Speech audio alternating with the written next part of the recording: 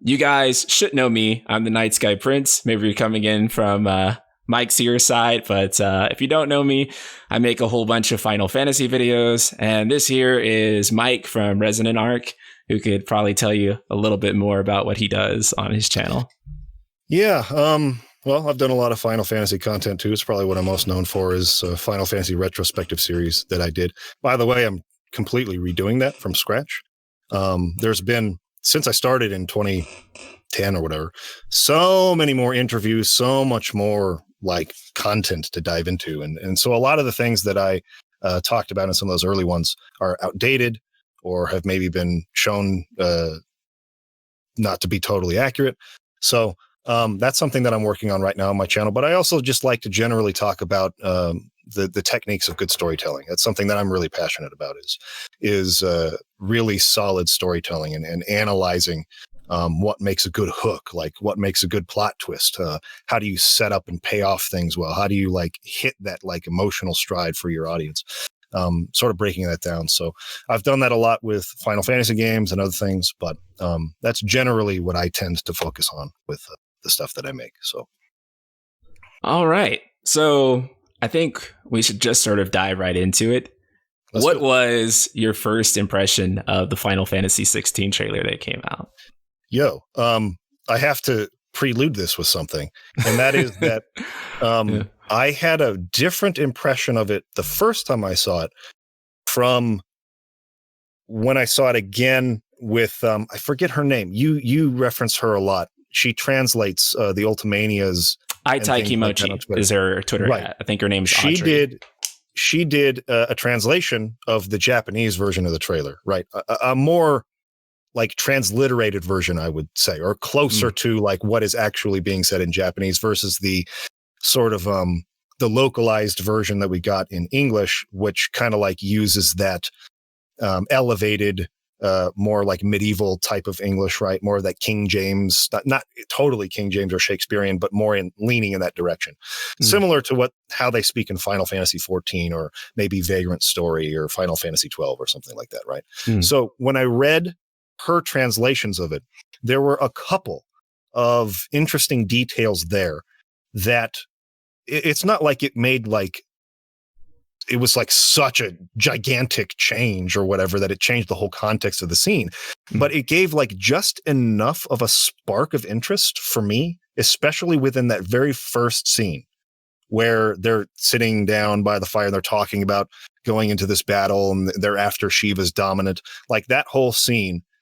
There was just a couple of extra details in there that I really liked in that translation she did over the English version that has piqued my interest a bit and made me think, I am a little bit more interested in finding out what's going on here. But I'll admit that my initial reaction to it was probably tainted by the fact that I was sitting in a doctor's office on my phone on very low volume. Because everyone's tweeting, oh my gosh, Final Fantasy 16 reveal. I was like, oh, let me pull this up and look at it.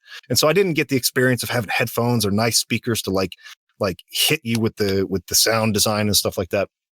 So initially I was very meh on it. It's kind of like, yeah, I'm not super stoked about this. This doesn't really like pique my interest too much. It seems kind of bland to me. But as I've looked at it more and more, from a story perspective, it's piqued my interest a little bit. What I was concerned about was the fact that it looks to me to be not just like an action RPG, but more leaning into like a Devil May Cry action game. I'm sure there will be the RPG element of leveling up the character, but what I am a little bit hesitant about is that it doesn't appear to have much of a party focus. It appears to be very singularly focused on a single character doing combos and juggling and stuff that you would see in like a Devil May Cry game. Now, I know that people have pointed out that there are characters in those battles that are wielding weapons and possibly fighting alongside the main character. And I'm not saying that it's impossible that at some point here in the future, they won't reveal maybe something like a pawn system like they had in Dragon's Dogma, or some way of controlling other party members, that there won't be any party focus.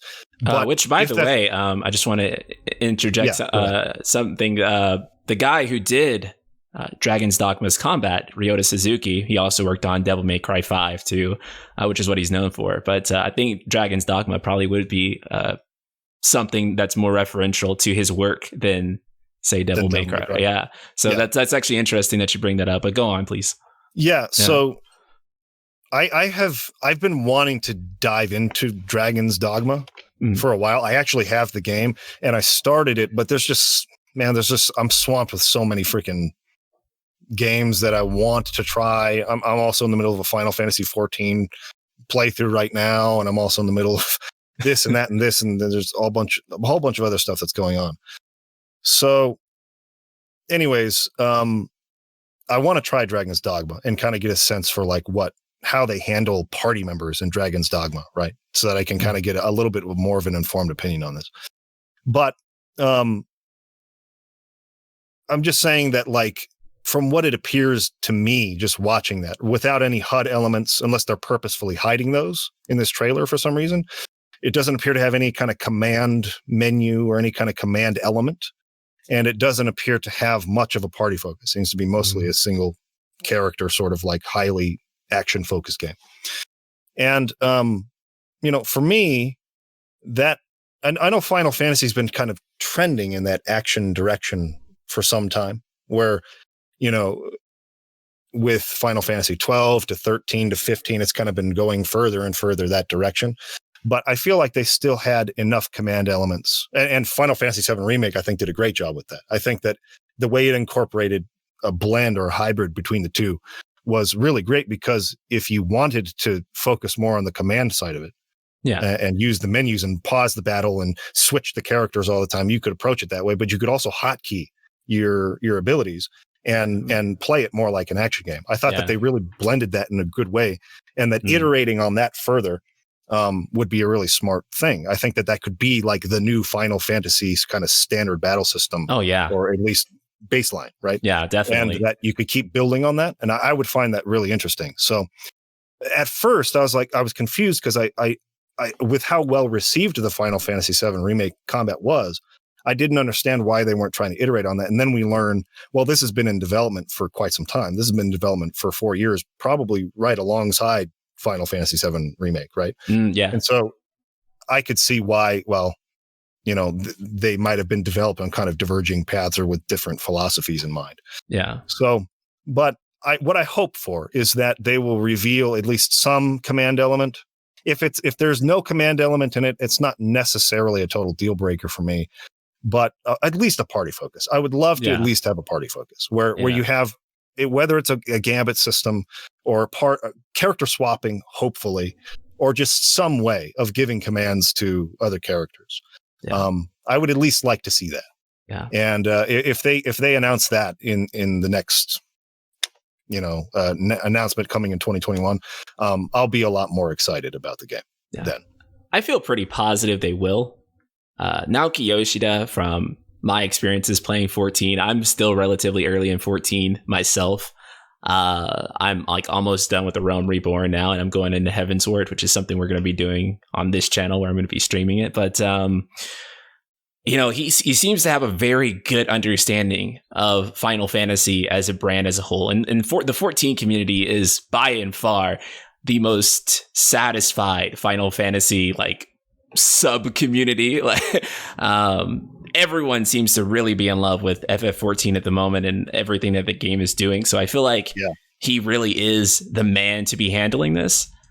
And if you think about it too, we sort of have been on this trinity of Toriyama, Tabata, and Nomura. And it's been those three who have been basically controlling Final Fantasy for the better half of the last decade. And this is the first time we're not getting Toriyama, Nomura, or Tabata working on one of these titles. Yeah, kind of leading the development on a mainline Final Fantasy game. Right.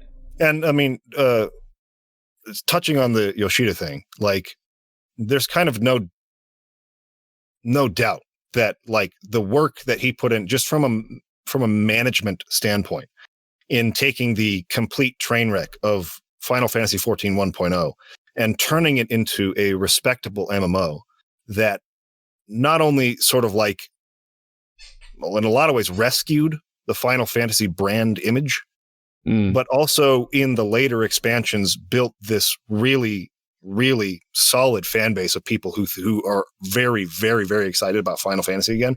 I don't think that can be understated. Like, regardless of your feelings about Final Fantasy XIV, whether you love it or not, or whether you really like maybe his approach to the game design or not, the fact that he pulled that off and was able to sort of like change the brand image of Final Fantasy for a lot of people, especially fans of the MMOs, is really quite admirable. And I'm not super far into Final Fantasy XIV right now.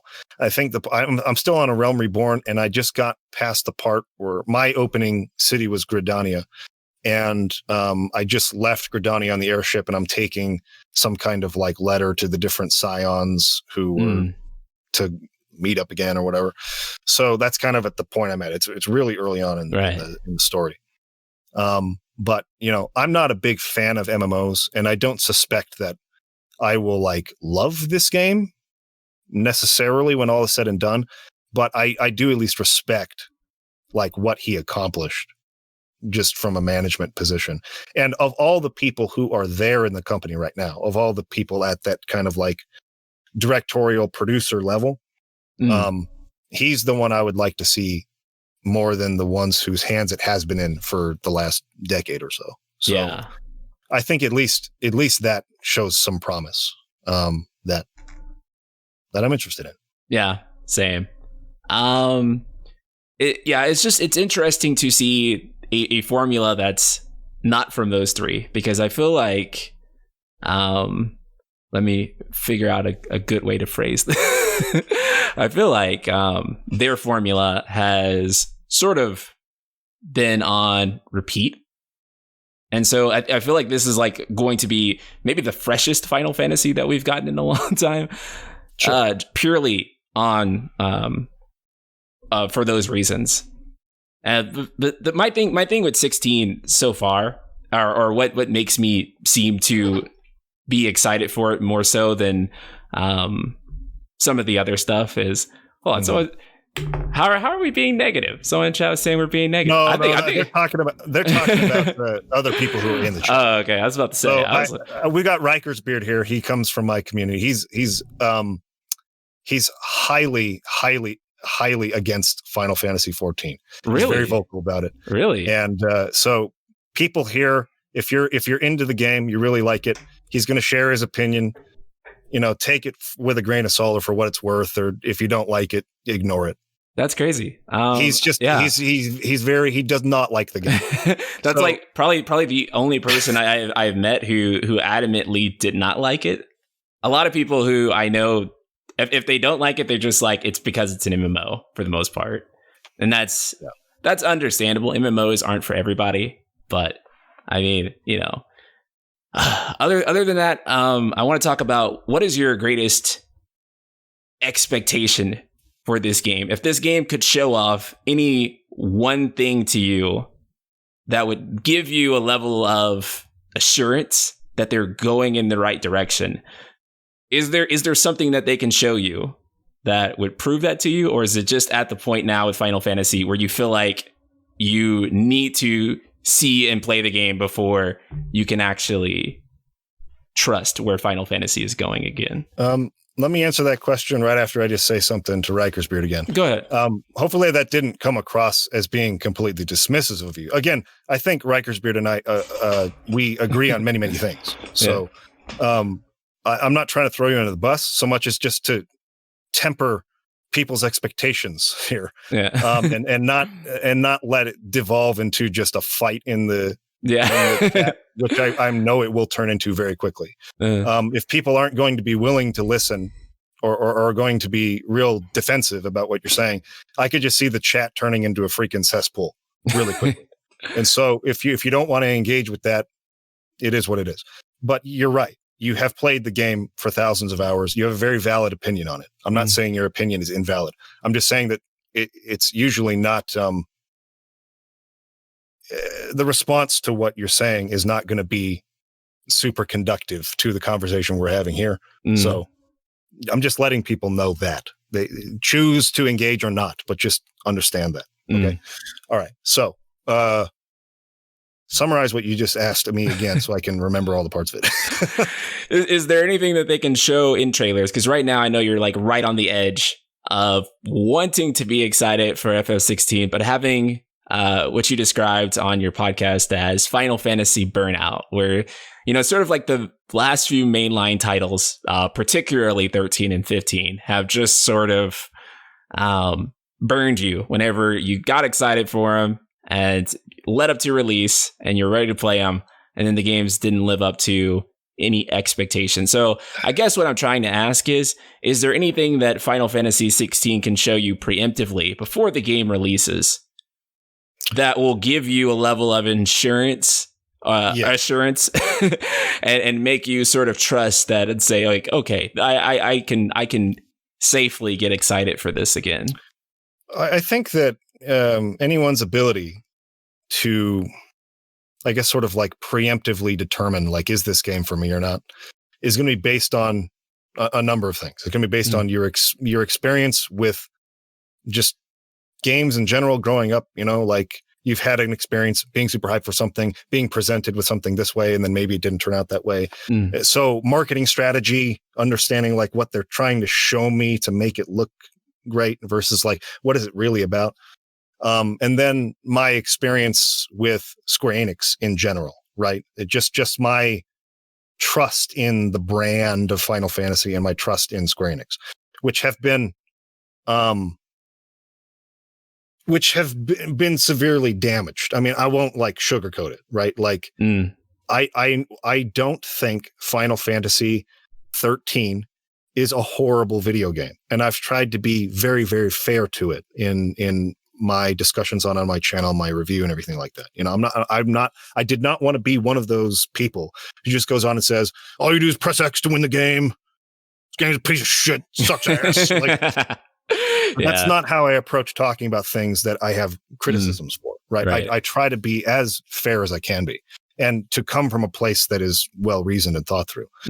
So I was disappointed in that, and I had been very high on it. I rode that hype train harder than almost anything in my life. The hype train for FF13. And so that let down for me. It's hard. It's hard to go through that experience, to have that level of excitement and to be that disappointed in something. But that didn't like really for me damage my feelings about Final Fantasy in general, because I got very excited for Final Fantasy 15. You go back on my channel when we kind of started focusing on it.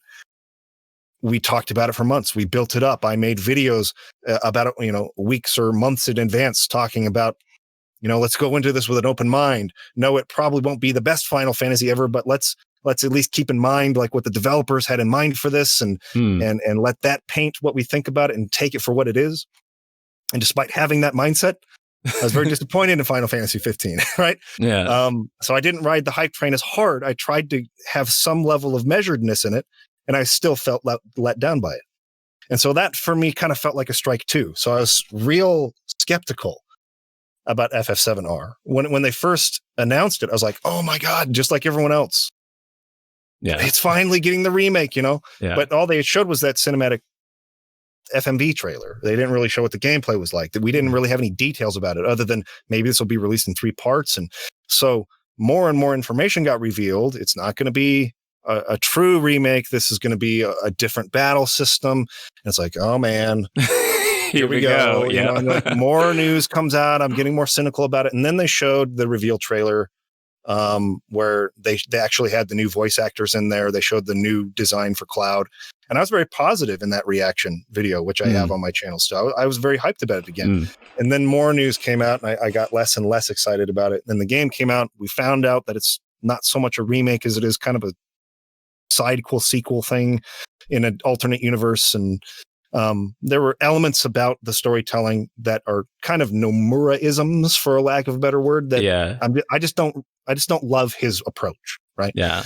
And so it was a bit of a disappointment for me again. So I just think that where I'm at is that the current like production leaders, the development leaders, the directors, the producers, and the lead devs in the creative positions in Final Fantasy, their style or approach to making games is not wrong.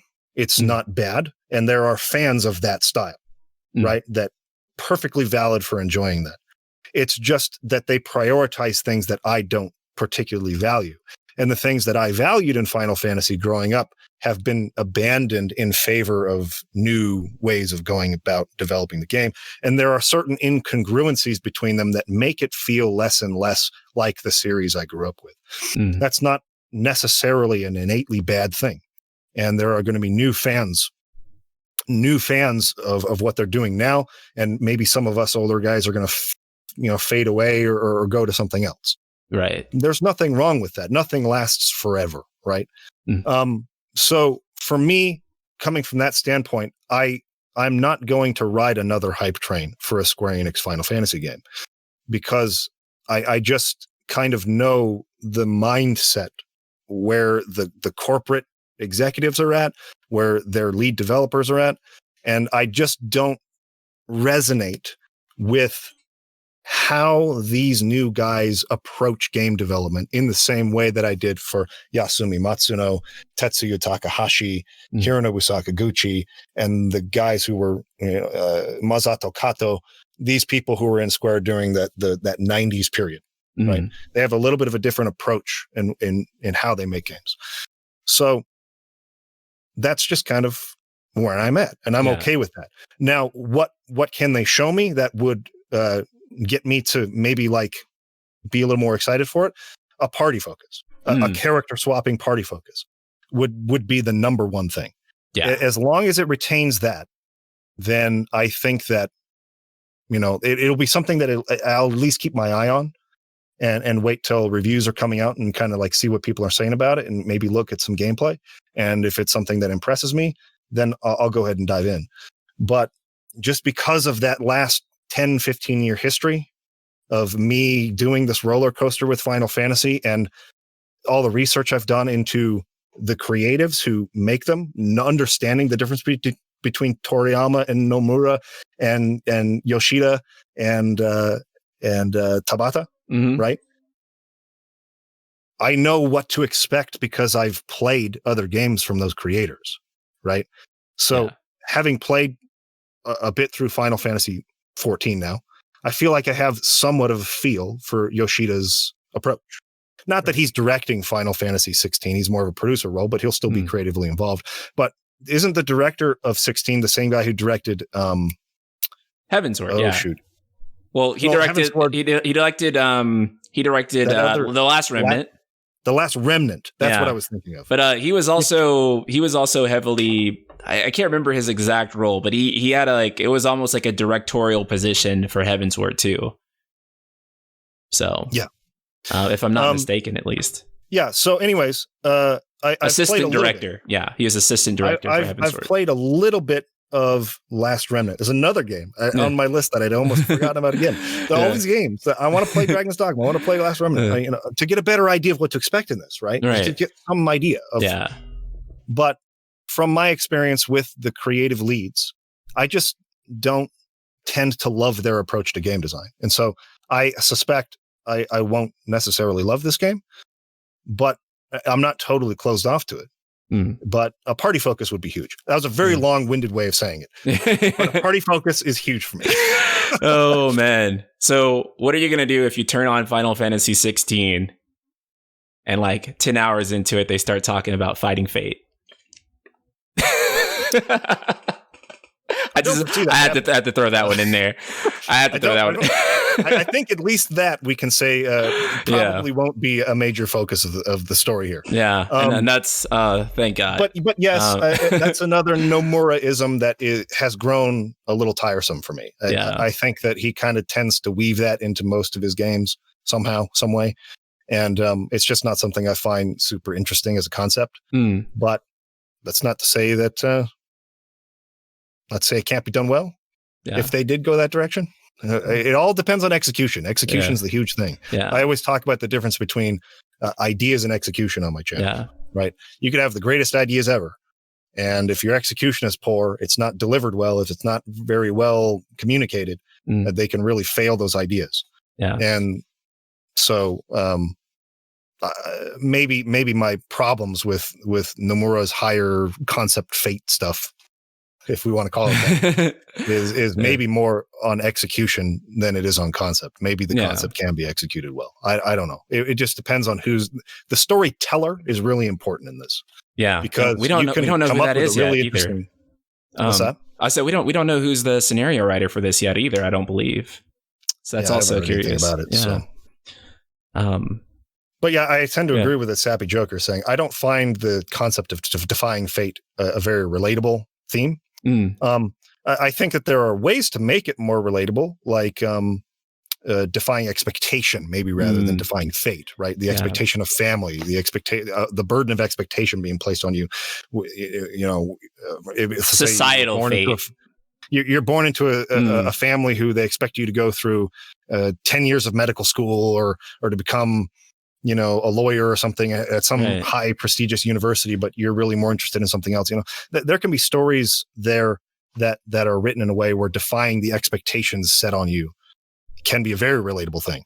But fate as a concept, I don't think that exists. So it's kind of too out there for me, I guess. I was talking to someone earlier about basically, they were saying why Final Fantasy X, for example, which is technically still a fate story, was so much more compelling than, say, Plot Ghost arbitrarily or Falsy or anything like that. Sure. And it was what you were mentioning about societal fate, which is something that we as human beings all sort of experience, versus divine fate, which is something that, one, you have to sort of buy into the idea, the concept of divine fate before it can even resonate with you.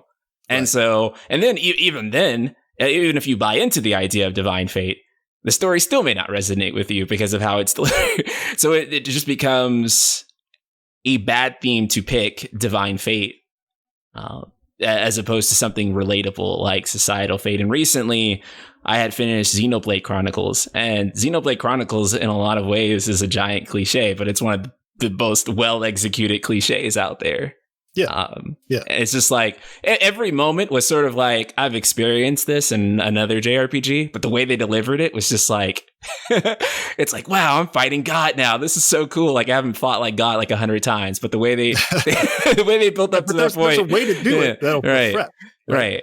I kind of liked the way, say, Lost Odyssey handled the gigantic cliche of amnesia. Versus how it's typically done in JRPGs, right? Like, you can take a concept that is a trope or a cliche for a genre, and you can kind of put a spin on it that makes it more interesting, that adds a layer of a dimension, that it gives it some nuance or something that can make it work. So I never want to like dismiss a concept like wholesale necessarily, because quite often it really depends on the execution of the thing. More than the concept itself, right? And so while we're actually touching on Remake, I want to ask you something. I didn't get a chance to ask you this the last time we talked, but I feel like it's a very interesting question. Is there any way that you feel like Final Fantasy VII Remake could finish in a way, from everything that you know right now, could it finish in a way that would satisfy you? Hopefully that's not putting you on the spot. But it's hard to say. Like, I lean to saying no, because like what I was hoping for with Final Fantasy VII Remake was kind of like what they did with Final Fantasy IV, like DS, right? Where it's a retelling of the original story made available more for like that current time or age or something like that. And like fixing maybe some problems with this, or trying their best to make it a complete, like, definitive experience. And so that people who are not interested in going back and playing a PlayStation 1 era game, because maybe they weren't born back then, they can't appreciate it, or maybe they just didn't have time back then, but they've got a PlayStation 4 now, they could play Final Fantasy VII and receive that story told faithfully.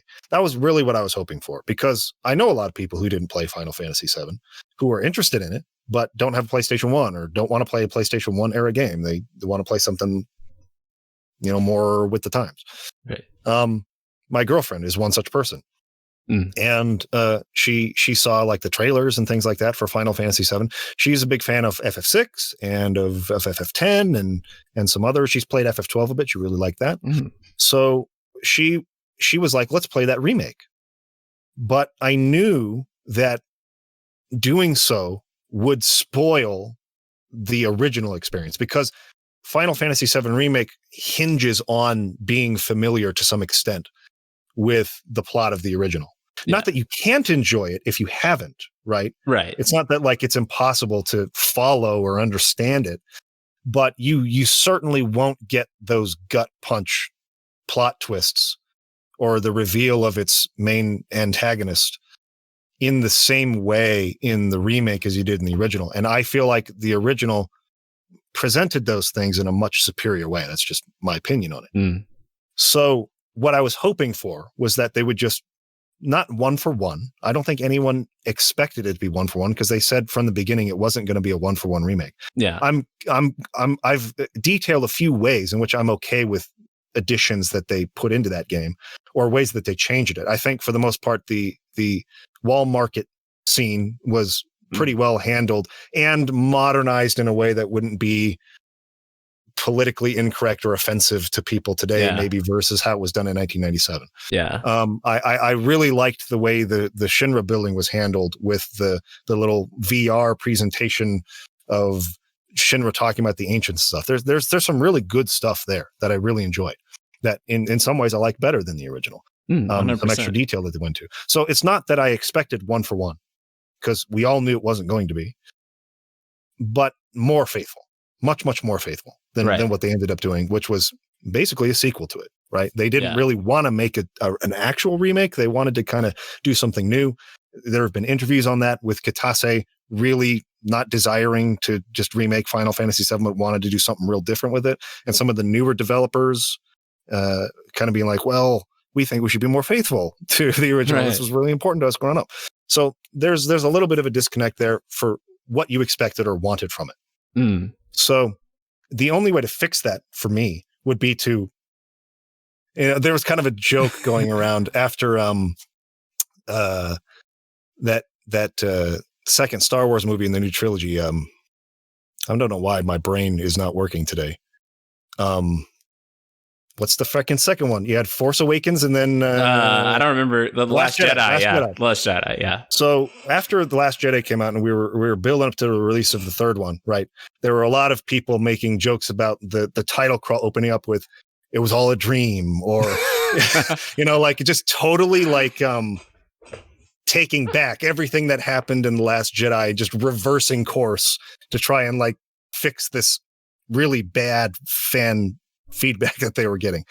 I feel like the only way they have to kind of commit to what they've done now, without doing something really silly like that and pulling back me like, forget everything that we said before. We're just going to remake the game faithfully now. I mean, aside from doing something like that, which I think would be really a bad way to approach it, because all you're going to do then is upset the people who really loved this new direction, right? And who are really excited about the fact that the story will be different than they remember, and can't wait to see it go in a different direction. You're going to upset all those people who are now your like main fan base, really excited for part two, just to cater to old guys like me who are falling into the minority of your Final Fantasy fan base. I think it would be a disastrous move.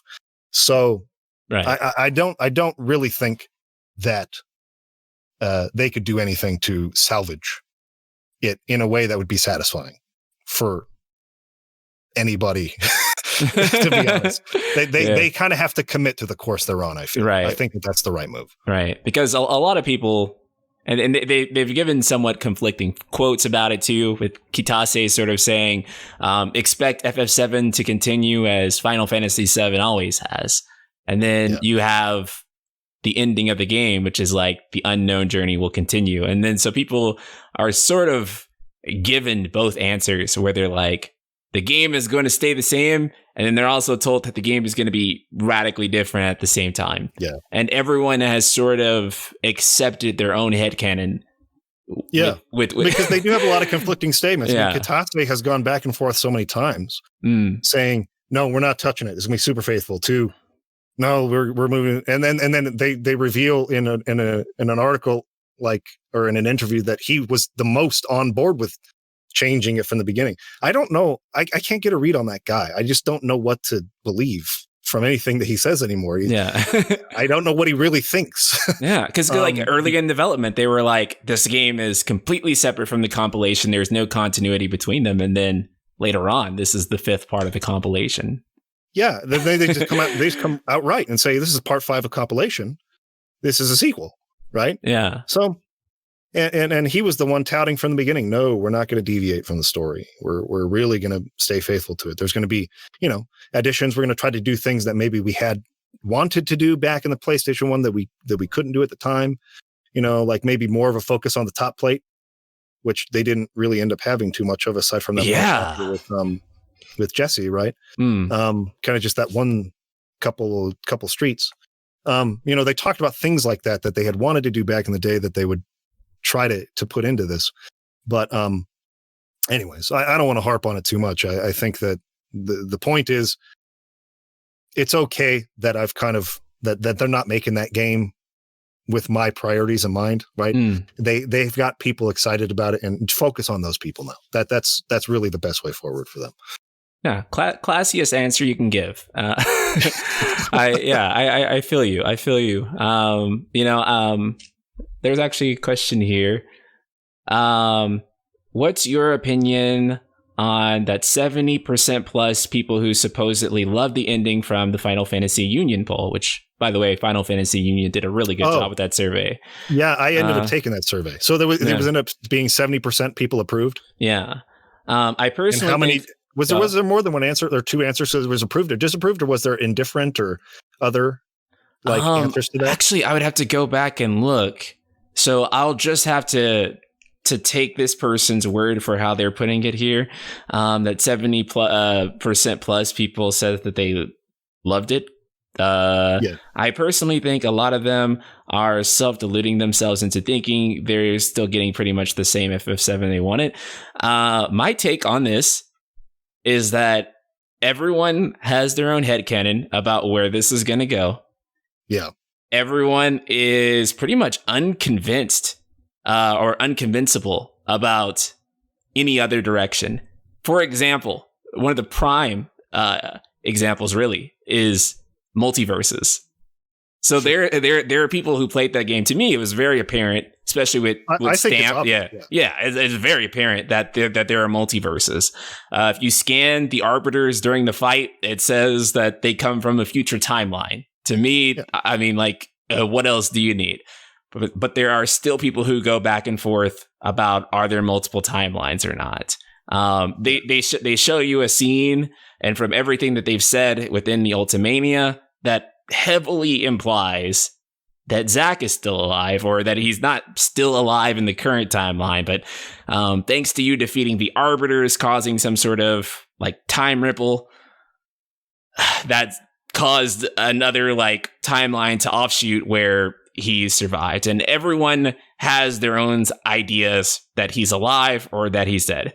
I do think that the ending is left in such an ambiguous state that everyone can conclude what they want to.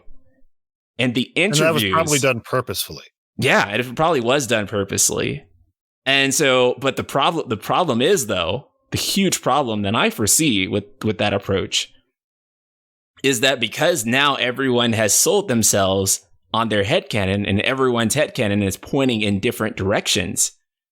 Yeah. How are you going to be able to satisfy people on what they've already sold themselves? That's the risk of it, right? Yeah. That's the risk of the mystery box style of storytelling that they've adopted for this. Because there are pros and cons to it. There are benefits. We're talking from a business standpoint to doing it this way. And then there are big cons to doing it this way. One is you generate tons of interest and theory crafting, which is what Final Fantasy VII has done, or Final Fantasy VII Remake has done exceptionally well. You have tons of people speculating on what might come. I think Maximilian Dude might be the best example of this, where his theories on where the story might be going next, while basically his own ideas have had such widespread acceptance among fans of his and just Final Fantasy VII Remake fans in general, that it's great because the word is getting spread and people are talking about it and people are speculating. But if people, and this is actually a similar concept to horror filmmaking, and Kitase has touched on this in talking about the reveal of Sephiroth in the original versus how they do it in the remake. Generally, if you allow someone to imagine the scariest, worst thing ever, and you don't show the monster on screen, people will scare themselves far worse than you can scare them, because everybody has a different idea of what the scariest possible monster design is, right? Yeah. So if you keep it hidden from them, they'll imagine the worst. Yeah. And this is almost the flip of that. They're imagining the best. Yeah. Headcanon explanation for the best possible way this could go. And you have so many just emerging theories on this that, and this was a problem with the television series Lost. Lost set up so many mystery boxes that people speculated on what it could be, that when they actually gave answers to those questions, most people found it to be pretty lame or kind of like not as well thought through as what they had thought the direction might be. And so you set yourself up to disappoint a huge section of the fan base who have all theory crafted in this direction. And all these people who have theory crafted this direction, especially if your like number one goal is to continually surprise people. Let's say the fans come up with this really perfect theory that makes it all come together, and they're all excited about that. I feel like Maximilian Dude's theory is one such theory where like people have really latched onto that and thought that was great. If you just go in that direction, then that's no longer surprising, which defeats the purpose of remaking the game in this way, which is not to tread common ground or go the same direction that we all know what's going to happen, but to bring a new element of surprise. I don't know what to expect from what's happening next. So if you just go with one of the popular theories and go in that direction, it won't feel surprising. So you try to subvert the expectation of that, but then you disappoint them because they put so much energy into that theory. Yeah. And this one doesn't make as much sense as what we had over here. And so there's a big risk reward with approaching storytelling in this manner, where you're so ambiguous. You leave it off on such a note to where, man, there's all these possibilities, and people start really like firing up, like they're turning on their brains and their tinfoil hats and like trying to think about like what could actually happen. and a lot of those people end up disappointed. I used to watch Final Fantasy Peasant quite a lot. And he's one of those theory crafting channels, right? Yeah. And it seemed to be something that would happen to him, is that when he would theory craft something that, you know, a lot of his fan base would get behind, that would be really cool. And then they actually get the DLC and it's nothing like that. And it feels like a disappointment a little bit. Yeah. That's the danger you have in approaching a story from this way, where you leave so many options open versus having a very particular setup in mind, or leading people on a trail where we're all on the same page about where this is going. And then you subvert it, which is what the original Final Fantasy VII did so well. Right. They made you believe one thing all the way through the game until about the halfway point, and then they really started making you question that. And here it's just like there's so many possibilities that like there are just some people that are bound to be disappointed by it. But again, and from a business point of view, a lot of people were talking about it, and a lot of people are excited about the possibilities. So there's a risk, there's a give and take with that, and they're going to have to live with the consequences either way. Yeah, and that's sort of what I was talking about too, when I talk about how I feel about the remake's ending, is more that I understand that people are really excited for all these possibilities that can happen and see something new unfold. I completely understand where they're coming from with that standpoint. But the thing of it is that I'm seeing in which directions they're likely going to go with the remake. And I'm thinking that invariably somebody is going to be and then it's going to be a demographic that's pretty sizable.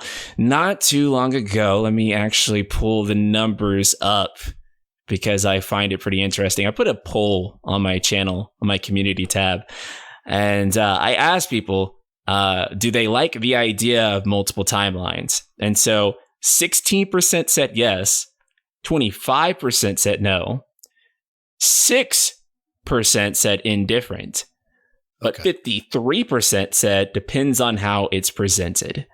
Oh yeah, so, your poll that you did, yeah. That was my poll that I did, and that had 8,000 votes. Says here, so that's a pretty that's pretty good side. Yeah. So, at some point, we have people that are open to the idea of a timeline, 16%, but then 25% multiverses is just an automatic turn off for them. So you have half of the audience who feels strongly one way or the other. So no matter which way you choose, somebody's going to be disappointed in that direction. Sure. And then you have the people who depends on it, on how it's presented. And then that half of the audience is also may have mixed results invariably, just because multiverse writing is extremely hard to pull off. Tough. It's real tough. Yeah. It's real tough. So it puts them in a very weird corner. And that's what makes me concerned as an active fan of both Final Fantasy VII and Square Enix is how are they going to actually be able to satisfy that sizable majority, even though people are looking forward to the new things. Which new things are you really looking forward to? And interesting enough, when playing that game, I honestly felt like things were at their best when they were doing new stuff with the old material. That did not involve the arbiters. So say, for example, Wall Market or visiting the top plate with Jesse, right? It feels like every time they did something new that didn't actually involve them, it was great. Yeah. Right. So it's only when they started peeping in and doing too much with the arbiters that's when that's when things got kind of mixed for me. Right? I think it's worth bringing up that you're never going to satisfy your entire audience, right? That's a literal impossibility. Yeah. But something that this is not, I'm not going to like die on this hill or anything about what I'm about to bring up, but my initial sort of observation is that Final Fantasy during the SNES, probably NES, I don't know, there weren't a lot of game rankings back in the late 80s, right? There weren't a lot of magazines. There was like Famitsu and a few others, but there wasn't like any kind of way to conglomerate or like, anyways, get a feel for like what percentage of users were satisfied with the experience as you came along more into the 2000s, the internet blowing up. So we have Metacritic, we have game rankings, we have all these places where, users can give their feedback on it. I know that that's not always the best metric because people review bomb stuff because they're mad at the creator for saying this or that thing, and they're not even talking about the game, or they're just upset about the direction it went. They're not being fair to it. But just as a general observation, based on looking at Steam reviews, based on looking at other things, I feel like Final Fantasy in its heyday was satisfying somewhere in the low 90% of the fan base, of the people who bought that game. Like 91 to 94-ish, maybe 95 at the high end, were like, this game is awesome. I freaking love this. I'm way into it. I dig it. Fantastic. Can't wait for the next Final Fantasy. Right. And you had more of that 5 to 10% of people who were upset. I feel like since Final Fantasy 13-ish, probably, that number has creeped down into the low 80s, maybe even diving somewhat into like the high 70s. Right. And now you're saying that this poll that FF Union did was showing that 70% of the people were happy with the direction it took. That number might seem high on like a first glance, but when you compare that to the number of the fan base in the past who were satisfied with an ending of a Final Fantasy game, it's actually quite a bit of a dip, I would say. Now, Yeah. I'm not saying that Final Fantasy Union or even your polls are representative of the fan base globally at large. I mean, your respective fan bases are niche, and there's maybe a certain subset of types of people who like your approach to talking about it, who are like-minded to you or like-minded to them or whatever. There are other aspects, but I see 70% satisfaction as being kind of a low number for a premier series like Final Fantasy. Yeah. And if it's 25% of people who are upset about it, I mean, think about it. If you released a video that had a 70 to 30% like dislike ratio, that's not ideal. Yeah. Yeah, the majority of people who watched it approved of it, but there's a sizable minority there who really don't like what you're saying. You know, I know for videos that I release, I like to see that stay as close as possible to the 1 or 2% dislike. Yeah. Like when I go above a 2% dislike, I tend to feel like I made a mistake somewhere. I must have said something wrong or not represented myself well enough, or maybe something I said was incorrect. Like I got to look into that, right?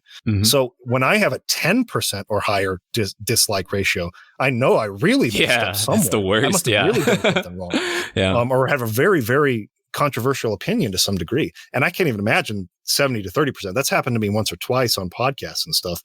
And I had to say, okay, maybe I was either just very, very bad at explaining what I said, or maybe I was too aggressive in my tone or something like that. Right? Yeah. Maybe I need to back off and explain this in a different way that hopefully people will be a little bit more understanding where I'm coming from. So I actually think that that's not the greatest, that's not like a great sign that so many people were disappointed in it. And what will probably happen with the sales of Part 2 and beyond is that they will dip in a similar way to the 13 trilogy. Yeah. Where I think 13 sold in the realm of 5 million on its initial console release, and then it hit 7 point something after like Steam releases and other platforms. Yeah. But Final Fantasy 13-2 didn't break 4 million across all its platforms. Yeah. And Final Fantasy or Lightning Returns didn't even hit 1 million sales on its initial console release. I think it was 800,000. So you saw this significant dip down with each release. And I think that you'll probably see something similar with Final Fantasy VII Remake. Yeah. I'm sure they're aware of that. That's just kind of true for a lot of things that are done in parts. Even video series on YouTube, people will watch the first one, but they won't necessarily go to the second one. The second one tends to have a lower view count than the third, and it kind of trends down a little bit. That's very normal. Right. So I'm sure that they expect that to some degree. But yeah, when 25% of your fan base were pretending that's the real number is upset by the ending, that's a significant dip in sales you're going to see on the next game. Yeah. So, because how often do you see people who would be upset by, say, like Final Fantasy X's ending or the original FF7's ending or 6's ending? Yeah. I've never heard anyone make contentions about those endings. So that's actually that in itself is interesting, right? Now, there are examples to the contrary. I mean, Luke, Empty Channel, thank you for bringing that up. I want to add to that there are going to be some examples where The Witcher 3, for example, you will actually see the next ones get more popular. But it depends on a number of that's not necessarily common. But there are examples to the contrary. I think Mass Effect 2 sold way more. And a part of that is it being a brand new IP. Right. So when something it's the first time that thing has ever been made, the first launch of an IP, it's not going to have a large fan base around it. But when it sells, when it kind of breaks through a little bit, and then people start word of mouth and talking about, oh, this game's so great, the next one's coming out, it builds a little more hype, and you see this sort of like upward trend and where the thing becomes more popular. That's a little bit different than what we're talking about with like a single story being released in parts like this with Final Fantasy VII Remake. It's not quite the same thing as a Mass Effect 1 and 2, right? Yeah. You're taking something that like people grew up with in the past and had ginormous expectations about and were super hyped about seeing it brought out again. And you're breaking that up into parts, and you have a kind of a controversial ending in this part, the first part of it. And you're going to have a lot of those people who got hyped for it are going to fall off, and you're going to see those numbers trend down. So when the first part is a bit of a disappointment in an established an established series or an established franchise or IP, and the first part disappoints, that's when you're going to see a downward trend. So that's the difference in, I think, what we're talking about there. Yeah. And kind of like you were saying too, usually it's like those games come out and they're so highly critically acclaimed that generates like a lot of interest, like The Witcher 3, for example. Yeah. Everyone will tell you to play The Witcher 3. They don't tell you to play The Witcher series. Yeah, exactly. Yeah, because the first is easily like by 100 million light years more popular than the first two games. Yeah, not even a contest. Yeah, and so what I struggle with imagining 7R Part 2 or Part 3, however long they go on, I think that it'll be 3 parts at this point. I think we all do, but what I struggle with is that. Are they going to... Part 2 would have to be so good. Like, it would have to be immaculately... Like, just huge levels above Part 1 in order to generate that sort of momentum for Part 2 to somehow spike above the first part. And I don't even know how you can do that when the first part was one of the most anticipated video games of all time. Just the first part alone. Because it says Final Fantasy VII Remake on it. It's a tall order. So the odds are stacked against it. It's not impossible, but it's unlikely. Yeah. And, we'll see what happens. I mean, like, we'll for sure get Final Fantasy XVI long before we get Final Fantasy VII Remake Part 2, I would think. Yeah. But they've got some time to think about how they want to approach that and, how they want to handle that. So we'll just have to wait and see what they decide, how they want to move forward on that. So it says that FF7R was well received. Was it not critically with fans? Yeah, it was well received. But we're saying that in order for like Part 2 to surpass Part 1 in terms of sales, it would have to generate some type of buzz or critical acclaim that's extraordinarily bigger. Otherwise, you'll probably see the same type of sequel movement in sales that you're used to seeing with Final Fantasy games. Otherwise, and kind of just, I can maybe to catch you up, Morty, on what we were saying, is that the overall, yes, I think the majority of people who played it really liked it. But we were talking about, maybe that percentage being a little lower than is maybe that it tends to be for the series. Yeah, maybe more in that 70-75% range of people satisfied with FF7R. And that 20 to 25% being dissatisfied versus maybe other Final Fantasy experiences in the past, which were closer to that 85 to 90% approval rating. So that's kind of the delineation we're making there, And I think that's where 14 is at, which is why I'm really excited to get into like the later content with 14, because I keep hearing like all this. Like I seriously, until I saw this chat, I did not even know that there was a person out there who hated the direction of 14, because so many people, especially in the later half of 14, when you get to Heavensward onward, people are like, I've seen hundreds of comments, probably thousands at this point, saying that Heavensward and Shadowbringers are the best Final Fantasy experiences. Some people saying in the history of the franchise, even, which is like some tall words. Where are you at in Final Fantasy XIV? How far have you beaten all the different expansions?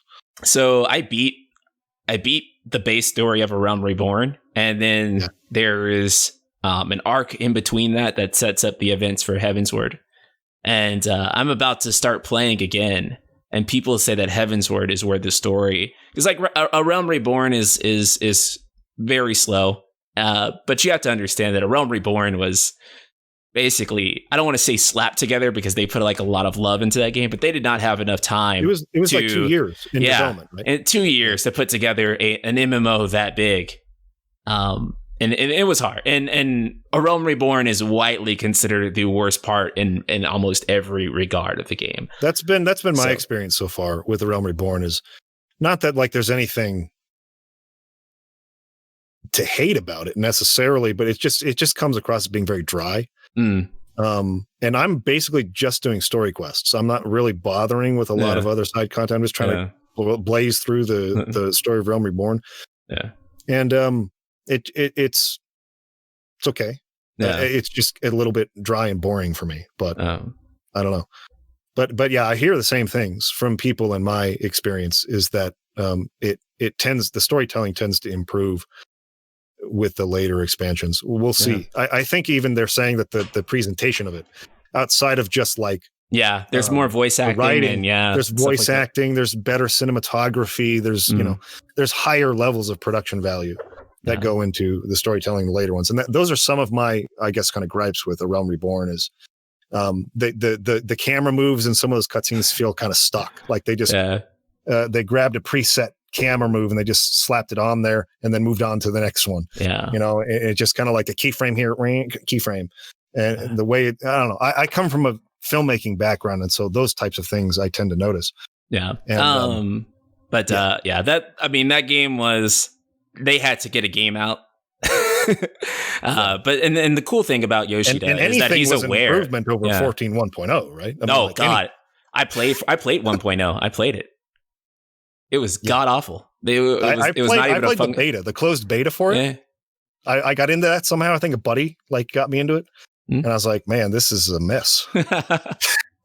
It wasn't even a functional piece of software. Even after the beta, it was. Baby Seal here points out something important. The FF Union poll said that roughly 90% received the game positively overall, and then the 70% figure was simply about the ending. Okay, that may have been a response to the chat, but I still think that's an important thing too. Most people like the game. I thought the game was pretty decent.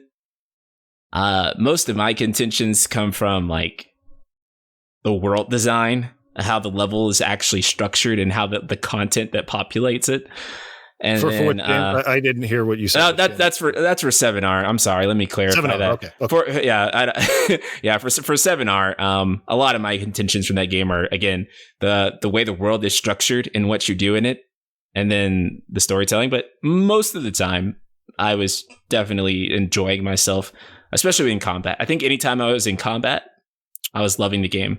Most of my complaints actually have to do outside of that core gameplay interaction, which is weird.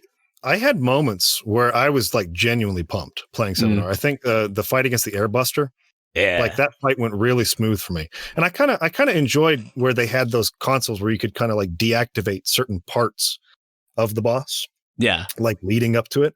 I think I made the right choices for that as like a first time playthrough, being like, oh, I don't know how this or that is going to be. But I think I might have made the fight, like I might have made the optimal choices, so to speak. I felt like, because that fight just went really smoothly for me. And I remember beating it and being like, dude, that was just killer. That was awesome. I loved that. I had really high moments like that where the combat just flowed and it felt awesome. There were other times where I kind of wished some things might be tweaked here or there in the combat, but I really think they were on the right footing with the combat in FF7R. And I think that they're in the right direction. This is the closest they've ever gotten to that perfect hybrid. Yeah. But yeah, like you, and this is a Toriyama thing, right? This is a Toriyama approach to map creation. It's just a little too straightforward, hull whale raily for me. Yeah. And I think in that Final Fantasy Union poll, one of the lowest ratings for the sections of the game, because they had breakdowns for pretty much everything. And I believe, if I'm not mistaken, one of the lowest categories was actually the level design, which doesn't surprise me too much. And they have plenty of room to improve that in the next game. Although Toriyama kind of said some stuff that made me scratch my head a little bit. And I think you already, I don't know if you know the exact quote, but you'll be like, yep, that's Toriyama. But he was saying something, it was something along the lines of where he was not sure how he could tell, or he was saying more like it's going to be a challenge for the next game because they have to have a sense of urgency in the story, but also have it be more open than the first game was. His philosophy is 100% that a good story can't be told in an open world format. I don't know why he thinks that. I guess from on the surface, I can see where he's coming from, but he has really doubled down on that in the past. Like, if you want to tell an engaging story, you want to tell a good story, you got to have it's got to be a linear game. And there are certainly challenges that arise from telling a good story in an open world and giving player freedom, but it's more about choosing like the type of story. Now, that being said, Final Fantasy VII, the original game, was not an open world game, right? It was a linear game, but there's a difference between a game being linear and then designing the maps to be literal hallways, right? Yeah. Like you can still give the illusion of openness and freedom of exploration without it being turned into an open world game where you can choose in what order you do different dungeons, like Breath of the Wild or something like that, right? Yeah. Like Breath of the Wild is an open world game. Older Zelda games are not. They're linear. You have to beat, for the most part, those dungeons in a specific order because you need to have this specific item in order to like solve those puzzles, right? And to be able to move into the next area, you need another. So those are very linear, but the world map is not linear. It's very open, and you can kind of choose to explore different things and do side quests and stuff like that. So there's a difference between a linear story-focused game, in which I do agree it's much easier to tell a great story that way when you make it linear, but you don't have to, literally make the maps look like that for 90% of the game in order to tell a good story. Yeah. You know what I mean? Yeah. I almost feel that's like my point of contention with Moriyama's like approach. I had something. I would have forgotten it anyways. You're good. I think I was gonna say something along the lines of when I played Xenoblade, I realized how untrue that was. Oh yeah. Yeah. Because of the way the story flow was. And usually the way that Xenoblade achieved it in my perspective, in my playthrough, was that they'd always give you something to hook you into like where the story was going next. And so, yes, if you wanted to go and do all this other crap, because there's so much stuff to do in that game, if you want to go exploring, if you want to go do a side quest or whatever you want to do, you can always do it. But the story is going to put that piece of bait right there for you. Yeah. And that piece of bait like just leads you right into the next segment. Absolutely. Yeah. I love the way it's handled Xenoblade. I'm playing Ghost of Tsushima right now. I think the way it's handled storytelling in that game is quite well done. It's a open world game. I love the way The Witcher 3 is structured. So, you know, there are ways to have a much more open gameplay philosophy in terms of exploration, which is especially in an RPG, a fantasy RPG. To me, that's like one of the staples of it is exploration. This huge world being open to you for you to go out into and quest and like, you know, find out what there is out there. It was probably my favorite aspect of the Elder Scrolls series is the exploration aspect. Yeah. So to close that to such a degree, I think is to remove one of the, for me, like most important aspects of a role-playing game is the exploration side of it. And I feel like the Final Fantasy XIII and Final Fantasy VII Remake, to a lesser extent in Remake than in 13, but still prominent, is, you know, there'll be a branching path that'll go about 100 yards over here to a treasure chest. But other than that, there's not really a lot going on in the exploration. And I feel like in the classic Final Fantasy games, which were also linear, they were linear stories. They were really good in their dungeon map creation of giving you some different pathways and finding secrets and things like that, and making the exploration really engaging. And I'm just very against sort of Moriyama's approach to map creation in the game. Toriyama. Toriyama. Yeah, I feel like Final Fantasy fans in general have like a very false dichotomy of linear versus open world. I feel like I almost feel like the Toriyama philosophy has actually created that, because after Final Fantasy 13, the discussion of linear versus open world was never really a Final Fantasy topic until 13 came out, and it was sort of jarring in that way that caused people to have that sort of dichotomy where we discussed, well, the older games were linear, but then why did they not feel as linear? Yeah. And I think linearity is great, actually. I think most of my favorite games actually are linear. And in fact, most games are linear. The vast majority of games, period, are linear. So I think linear only becomes a problem when you start restricting player choice. and you make a player, you make the player feel like they're forced to do something or forced to feel a certain way about something in order to grasp the story or the content that's being delivered. And I feel that's when you run into issues, and that's something that Final Fantasy XIII does that makes it more jarring than something like Final Fantasy X. Wide linearity being used in the chat. That's sort of what we mean. Really is wide linearity. There's a great channel. Is it Design Doc? Something like that? They have a great video on that. Design Doc has a great video on the difference between 10's linearity and 13's. Everyone should watch that if you haven't. Yeah, that's essential learning. Luke Empty Channel's asking, what are your thoughts on Xenoblade Chronicles X in terms of its world map? I really loved it. I have a lot of problems with Xenoblade Chronicles X, but overall, I really enjoyed the game. Mm-hmm. And exploring that world map, especially with the skells, was great. Like once you unlock a skell, finally, it takes you forever to get one. But once you finally get a skell and you're flying around that world, it is an exhilarating thing. I really, really enjoyed exploring Xenoblade Chronicles X's world. Yeah. I hope they remaster that for Switch. I really want to play it. Oh, me too. That'd be great. You guys, I want to take 5 chat questions now. If you guys can go ahead and start pouring your questions in for us. I feel like I had saw some earlier that I had wanted to touch on. I wanted to scroll back and see while we're waiting for the actual 5 that we want to pick. You think that now this is actually a pretty good question. You think now that we will never get the chance to explore Midgard properly? That was sort of a problem for me with. I never expected that they were really going to do that. There were a lot of people saying that Final Fantasy VII R was going to be this kind of open world format with just the city of Midgard as like a fully explorable map. And I was like, nah, they're not going to do that. Yeah. But I did hope, I was at least hoping for wider zones than what we got. Right. I was expecting there would be zones, not like open necessarily, but that the zones would be much more open than they were. That was a little bit of a disappointment for me. And once I found out the development, like who was in charge of what on the game, and I saw Toriyama over there, I was like, oh, okay, this is why the maps are all hallways. This is the reason. Okay, gotcha.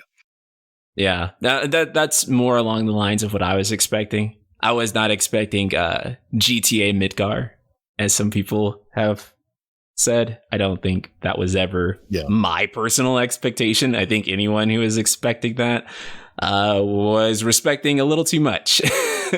I just expected to be able to visit the top plate a little bit more and again have some bigger zones to actually be able to feel like that. They called that in interviews leading up to the game. Wasn't there an interview with Nomura where he said that like specifically like a couple weeks before the game came out? Like one of the video interviews that they did where he said one of the things we wanted to do in the original was explore the top plate more. Yeah. And then they have the chapter with Jesse, and then you never go back there again. Yeah. Until the Shinra building. But I mean, that's in the original game. So yeah. Well, one thing that they could be doing is that, I don't know, maybe when we return to Midgar, assuming that the story will play out in any way similar to the original, that maybe we'll get to explore more of those areas. I don't know. That's like the closest thing I can think of. But yeah, I was just expecting zones. I just wanted to like walk around for a little bit and to just see certain stuff or just to feel like I was at my own pace, kind of like looking around Midgar and just sort of discovering things, and not necessarily so much on rails for each part. I think that was really all I was expecting there. Yeah. So here's another one. Let me find that one again. This one's a question for you. Mike is writing a novel, right? I'm interested on his approach and process to writing. Oh man, can you share a little bit about that? That's something I could make a whole additional podcast about. Yeah, I was going to say, he asked you the meaning of life there, huh? I think that there is no such thing as like a one size fits all approach to writing. Like everybody's brain works different, especially when it comes to creative process. And so everybody has a different way that works for them. And it's really about kind of finding what works for you. So there are some people who have to be very detailed in their outline, right? They have to outline the whole thing beginning to end, and they have to know exactly where they're going. Otherwise, they'll feel lost trying to put the words on the page. I am terrible at outlining. I'm horrible at it. I cannot get into the creative flow with trying to just like bullet point my way through the story. I'm much more of what Brandon Sanderson, who wrote the Stormlight Archive or Mistborn, if you've heard of those series. I'm much more of what he would describe as, I think the word he uses is like an organic writer, like an organic process where you kind of just feel your way through it. So you might have some general ideas of where you're going in the story, but you fill out the details intuitively as you feel your way through that process, which is kind of odd that tends to be the creative process that works for me, because in most other areas of my life, I'm a very analytical thinker, right? I tend to not like to base my decisions on what I feel about things. I don't like to feel my way through things. I don't go with my gut reaction. I don't wing it for the most part. Not that like problem solving on the spot isn't a really good skill to have, but it's just something I'd rather avoid if I can plan through something. But with writing, for whatever reason, and Xenoblade XXX brings up Stephen King. He's a similar type of writer where he doesn't outline a lot. He feels his way through it. He writes a draft and then he goes back and he fixes it in the editing, right? But here's the problem for me is I'm not good at that either. I'm not good at finishing a draft that I know sucks and then going back and fixing it. As soon as I find a problem or as soon as I come across something in the chapter I'm writing, I have to go back and fix all the reasons why it doesn't work now, which is why I'm a very slow writer for this reason. I do not write quickly. So I've been working on my novel for 18 years, and I'm writing the final chapter right now. It started as a sophomore English project where the teacher assigned me to write a 5-page story that incorporated all the elements of the hero's journey, right? The monomyth. And because we were doing the Odyssey that year in class and the Hobbit and some others. And so I turned in a 120-page little novella of this story that I made up. And since she wanted me to try to publish that then, but I was like, no way, I'd be embarrassed to publish this in the state it's in right now.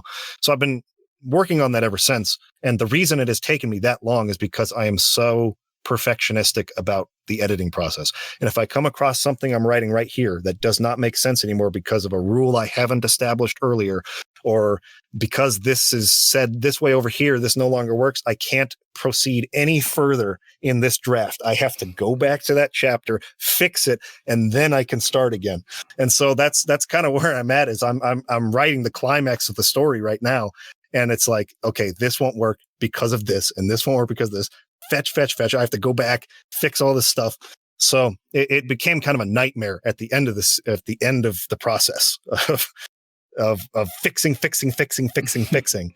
But I'm almost there. So my approach is not the best. I would not recommend my approach. I don't think it's the quickest or most efficient way to do it. But hopefully the final project or final product will be of a high quality. That's my hope. Great answer.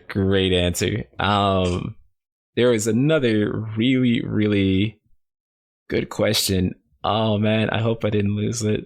Oh, it was so good. I thought it was this one. I really want to hear you answer more so, because I feel like I've talked up about it at length. You probably have to, but but I think it's still a good question to take. My question is, if Square wanted to tell a drastically different story, why didn't they just make a brand new story entirely using the same characters, or make a proper Final Fantasy VII 2? Okay. I have talked a little bit about this. I think that is a legitimate question to ask, right? And the obvious answer is brand recognition and the ability to sell high volumes. It's a lot harder to do that. This is kind of touching back on what we said with The Witcher trending up or Mass Effect trending up. Sales went up over time because when you launch a new IP, nobody knows about it. There's no recognition. Nobody has any idea what to expect from that thing. You have to establish a new fan base's expectations of what the identity of this new thing is with its first launch, right? Whereas when you've had an established series for many, many, many years, decades, people have an idea of what to expect from that thing. Okay. So it's a lot harder to launch a new game and have it be successful than it is to make a sequel to a game and, do what it takes to fit it within the identity of that series and sell high volumes. So that's the actual answer as to why they did not make a new IP or make a new game. And they rode the coattails not only of Final Fantasy, but of Final Fantasy VII in order to lower the risk involved in setting up a new IP.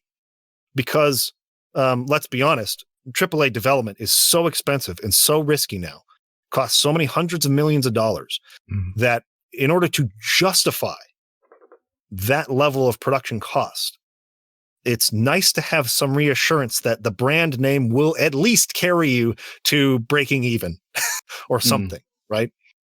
So from a business standpoint, that's the actual answer.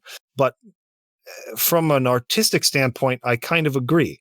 Like, I think that the brand Final Fantasy used to have a lot more congruency than it does today. And what I mean by that is, a lot of people look at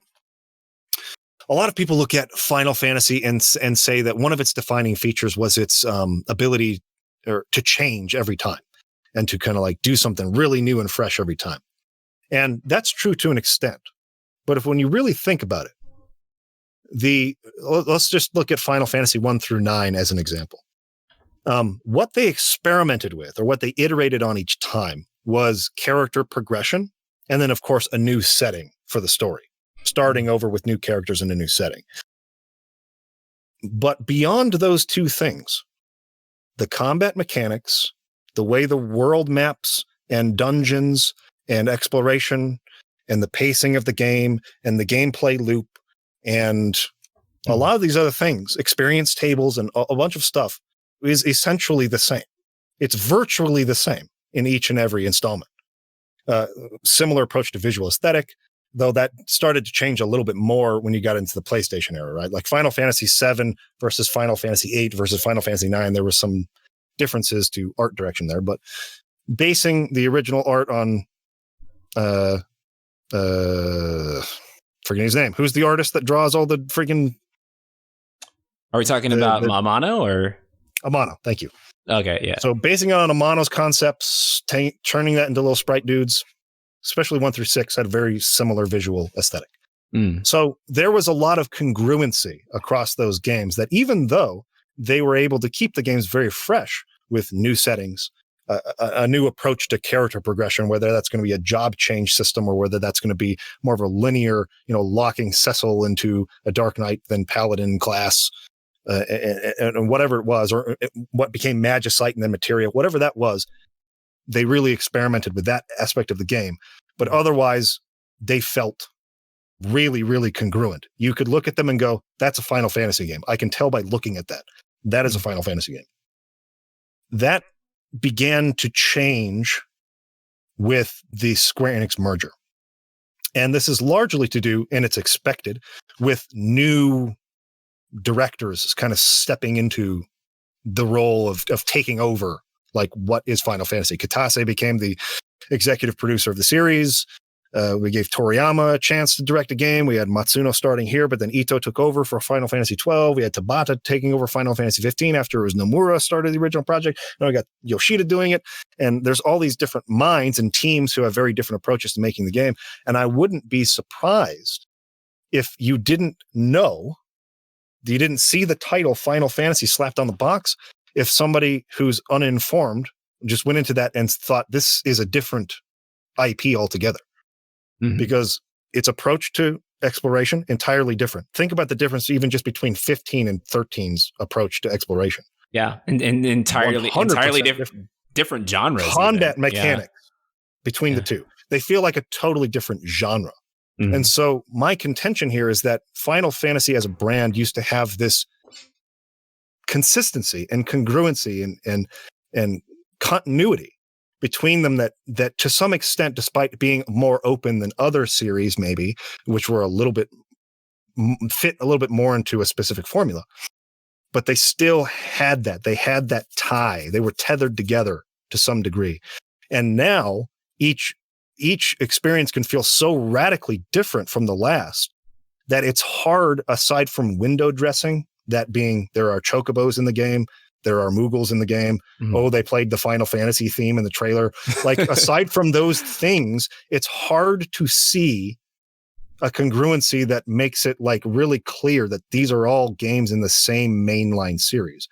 And so for me with Final Fantasy XVI, if it turns out to be true that this is more of a Devil May Cry style action combat system, that will be the departure that will make it feel like, okay, this is a whole different genre now, right? Like, but we're still calling this Final Fantasy XVI. So the question, going back to the question is, like, why not create a new IP for this, or do a different game, or a spin-off or something, right?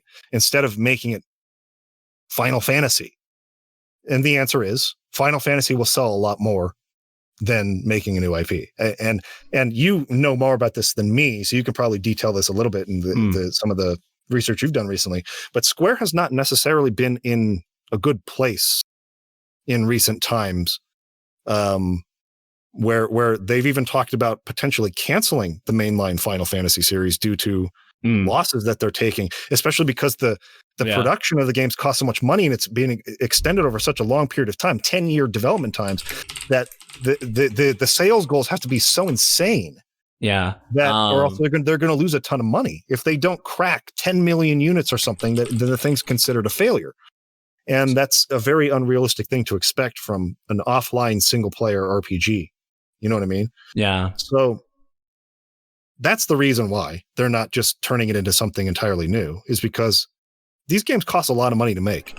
And every penny that they can guarantee they can get from the brand recognition of Final Fantasy is a penny that they need to have to justify the cost. Yeah. That's what I feel. The exact, or I tried to find an article on that real quick because I'm sure people will be curious about it both on here and on YouTube. I'll just read the article right here. His decision, blah, blah, blah. Oh, yeah. So the superiors at Square Enix, who also told him that they estimate that the game will sell under 5 million copies and that the series was both in danger and diminished. And this is what Tabata was told during the development of Final Fantasy XV. So these are the guys at the top, the corporate executives saying that the Final Fantasy brand is in trouble. Right? Yeah. It's in danger. Yeah. And they basically told him that if he did not sell 5 million units on Final Fantasy 15, that they were going to consider either retiring the mainline series or scaling it back in terms of how the production value on it. So that shows, that gives you a sense of the cost of making these games. Yeah, it's bloated. It's a lot of money. It's bloated. And it's not even necessarily a Square Enix problem as it is an industry problem where they need to keep selling more and more and ridiculously, just ridiculous amounts of these games in order to keep breaking even. And I think a lot of people, like when we talk about 5 million in sales for Final Fantasy VII Remake, because a lot of people have sort of misinterpreted me as me saying that the game didn't sell well. 5 million is a lot. That's a lot. It's a lot. It's a good number. That's a good number. A lot of people will be very happy with 5 million, but it's showing how much pressure is on the Final Fantasy series that Square puts on it, because of how big the budgets are and how much they have to sell in order to break even on that they would even tell Tabata, like, look, if you can't sell 5 million units, then we need to reconsider what we're doing with the series. Here's another way to look at it. Yeah. The same, let's have the equivalent sales number, 5 million. Yeah. If Square Enix sells 5 million copies of Final Fantasy VII Remake, that's a very different profit margin from the Persona series selling 5 million units. Yeah, They sell the exact same exactly. number of units. Persona makes way more money, right? Because the size of their team and the scale of their production is way lower. They spend way less money making that game. So the profit margin is huge over here. Whereas with Final Fantasy VII Remake, 5 million units may be breaking even. Maybe. Yeah. And nowhere near as profitable as the original Final Fantasy VII. Correct. Which is, and that's the way that the investors are looking at it.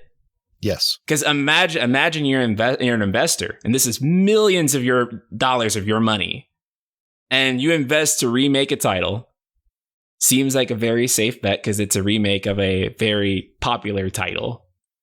Yeah. And I mean, the way investors would look at something like that is that, you know, each unit sold is a lower profit margin than each unit sold of the original. And this is not even like a Final Fantasy or Square Enix problem. This is also something that it's just like an industry problem, right? And make game. And AAA is kind of struggling because of that too. And so, you know, what 5 million was a while back, it is not the same as what it is now. What Rox is saying here is actually something worth bringing up too. He says, to be fair, Final Fantasy VII-R wasn't multi-platform, it was just on PS4. Yeah. So that is the difference, say, between the launch of Final Fantasy 15 and Final Fantasy VII-R, is that Final Fantasy 15 launched simultaneously on Xbox One and PlayStation 4, correct? Am I remembering that correctly? Or did it come later Xbox? I can't remember. No, it launched simultaneously, and then it came to PC like a year later. So, a year later it came to Steam. So, I mean, we suspect that at some point Final Fantasy VII-R will run out of the timed exclusivity and it will come to other platforms. Yeah. It'll certainly probably come to PS5. On the box, it says April 10th next year will be. So like a year later. So they and understand that there's also a compensation happening here in that the timed exclusivity was paid for by Sony, right? So obviously, Square thought it was beneficial or worth doing timed exclusivity because of the amount of money being paid to them by Sony, which hopefully made up for the profit margins that they might have gotten with what would, let's be honest, a much lower sales number on Xbox One. Yeah. Like Final Fantasy VII-R is not going to sell as well on Xbox as it will on PlayStation.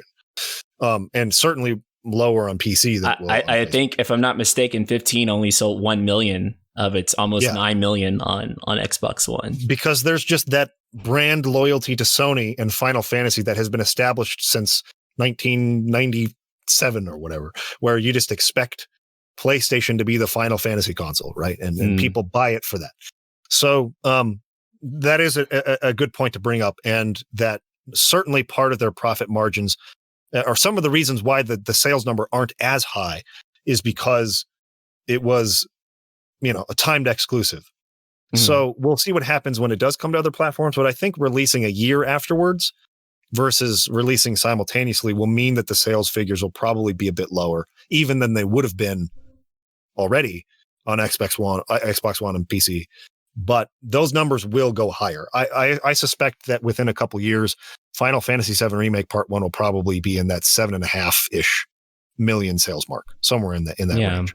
And I'm also sure that them trying to get that same margins that they got from the original game, also beyond just the workload and the amount of time that it would take to remake Final Fantasy VII as a whole, plays a pretty big role, I believe, in why the game has been split into multiple parts, is because eventually they want to make as much money or more than they did from the original, which is, again, it's so hard to do.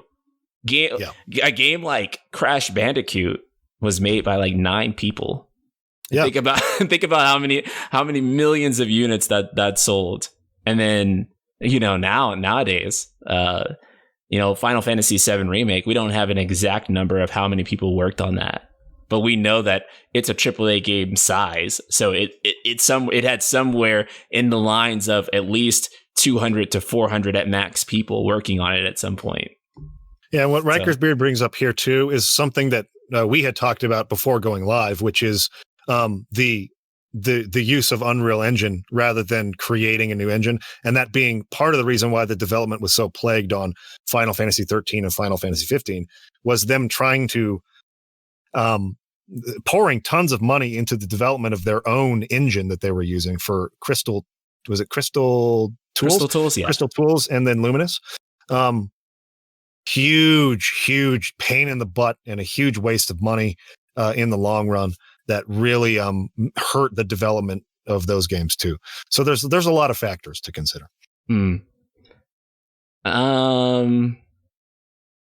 Okay, we got time for, we'll do like 3 more questions real quick. Okay.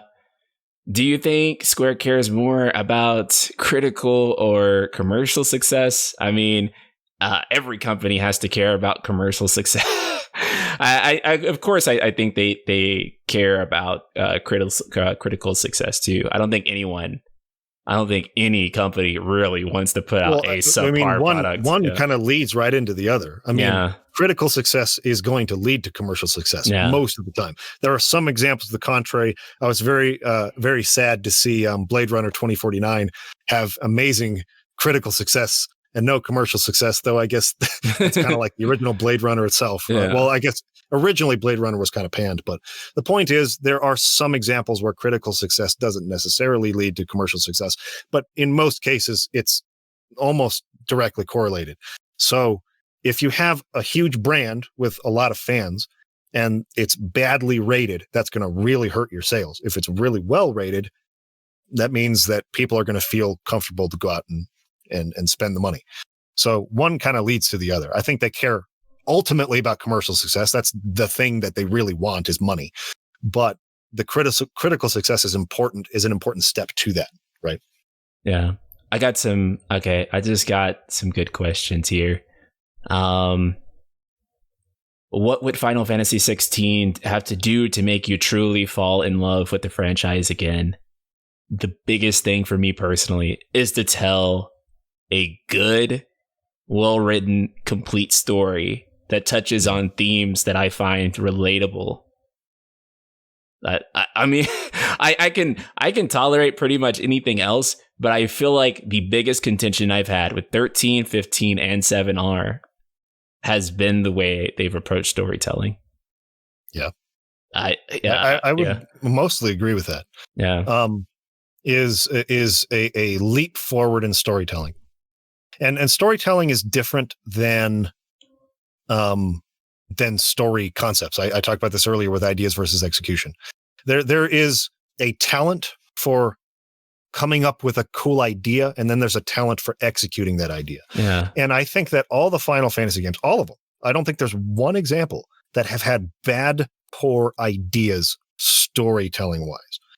It's just been the storyteller, the person who then has the job of putting that on paper and fleshing it out and communicating that story to the audience that I think has really been lacking. So they got to nail that. I mean, like really nail that for me to be like fully back on board again. Yeah. And then, like I said, please have a party focus. Please have a party focus. Yeah. Those are the two things that I need. Yeah. Yeah. Lightning Returns tried to do away with the party. And that was like the first like big Final Fantasy game. Crisis Core was also another one that they attempted. It didn't feel like Final Fantasy at certain parts to me without that sort of party members. But then that goes into an even deeper question: what is Final Fantasy anymore? Because it's become the ideas have changed so often, as you're mentioning, that it's hard to identify it as easily as it once was, which is weird. Yeah, I've just seen this a couple times. I'm just very quickly from 7G Automato. I have played Bravely Default. So just so you know, I played the game, and you're right. It does have a lot of FF energy in it. The storytelling was what I felt it missed. So that's what we're talking about right now. Is the only thing I felt that was missing. Otherwise, it would be one of my favorite games ever. Okay, go ahead. Yeah. There was another really good one. Actually, I'll just touch on this one really quick. We'll call this a half question before the last one because it's just for me. Do you feel your perception of Remake has changed or worsened over time? I believe you initially gave the game a 9 out of 10 with and thought it was very solid with some issues. Has your opinion changed? Yeah, it kind of has. So around the time that Remake at first came out is honestly some of the greatest moments of my life. Like I was just, the lead up to it was just some of the greatest moments of my life. That's how I felt about FF15's lead up. Because back then it was when we were really getting started with the channel. Jason and Landon and I were together doing podcasts, speculating about it all the time, talking about it. The hype leading up to that game was really exciting. I felt the same way. Yeah, I have a lot of nostalgic feelings about 15 as well. And so I feel like it really sort of impacted how I felt on the game at the time. Which is actually why I call myself clever for doing this. But I knew I had the foresight to know that it was sort of affecting me at the time. And so I put in the review that this is my feelings on the game at that moment, because that's all a review really can be. Yeah. Your feelings evolve on a game as you go along. Like Nier Automata is one of my favorite games of all time. It's like a top 3 or 4 game for me. But Nier Automata didn't become one of my favorite games of all time, like after I beat it, like not in that instant. Like I did not. Right. And I don't know if you're like this, but after I beat a game, it's weeks and months later that I actually am like, damn, that was it. That was it. that was my experience with Xenogears. Yeah. Xenogears is an incredibly frustrating game. It has lots of very visible, tangible problems. And I love it to death after thinking about it for months and months and months after finishing it. Yeah. It's unmistakable, the flaws. But when you really dive into the meat that lies underneath that surface, holy crap, it is so amazing.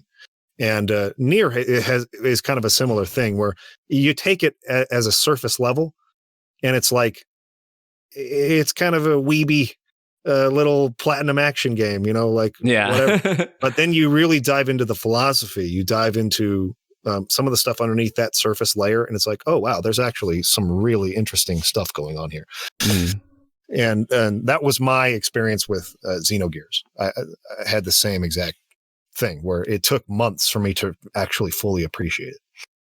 Yeah. And so I feel like after that time goes by, and I really start to think on those themes, that's when the game really actually starts to resonate with me. So people are, I'm almost done with Persona 4 Golden on Twitch right now. And it's my first time playing through P4. And people are like, which one do you like more, P4 or P5 better? And I'm like, it's probably going to be like 6 months before I can give you a consistent answer on how I actually feel about this, especially with those two games, because what one game does exemplary, the other game kind of falters on. Like, for example, in Persona 4, the character writing is phenomenal. But I thought there was a little left to be desired in Persona 5. But the actual overarching story in Persona 5 is better. A little stronger. Yeah. So it's like, well, shit. Like, so it takes me, so it's going to take me a while before I actually decide between which one of those two I like.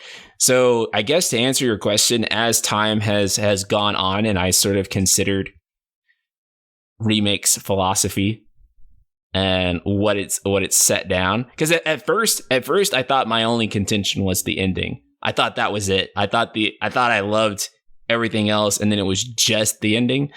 And it was actually when I peeled back some of the layers and I realized that I was like, oh, this game actually has some issues with things that aren't combat. Because like I said previously, and one thing that I still stand by is that the game probably has one of my favorite combat systems ever. I feel like they fucking nailed it with that game's combat. It's the perfect blend of action and turn-based. And if they are to continue to go in that direction where they sort of like the old days where there was the base ATB battle system and each time it was just an iteration on that. I certainly hope that after 16 that's the direction that they go in, where they continuously iterate on the battle system that 7R has put in place.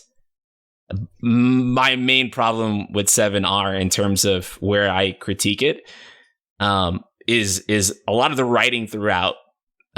Sector 7 plate, Genova's. Yeah, that bothered me a lot. The purple goop issue, which Final Fantasy 16 is M-rated. I was real surprised. Yeah. I'm pleasantly surprised, but surprised. Yeah, I did not see that coming. Yeah, and so and that alone, I at first I didn't feel free to critique that because I felt like, okay, well, management has said that Final Fantasy as a brand, with the exception of Type 0 for whatever reason, the mainline Final Fantasy series has to be teen rated because that's what we've established for our brand. So I kind of actually I was understanding of the purple goop. But then they come out with Final Fantasy 16 and they said, okay, well, now we got blood squirting everywhere. Completely reversed on that. Very strange. Yeah. And so now I feel like more willing to critique purple goop. And I just kind of wonder, like, why didn't you go ahead and make the damn game M-rated? But it's stuff like that. And then my concerns for the future. And then again, I can't stress this enough. The actual world design and the contents that inhabit it, like basically how they did side quest and basically how they approached any content that wasn't when you were in battle tends to be like my biggest problems with the game. Because if I was just to rate the game's battle system, I'd give the game's battle system like a 9.8. Like, other than like some weird stuff like boss cutscenes happening, it's like in the middle.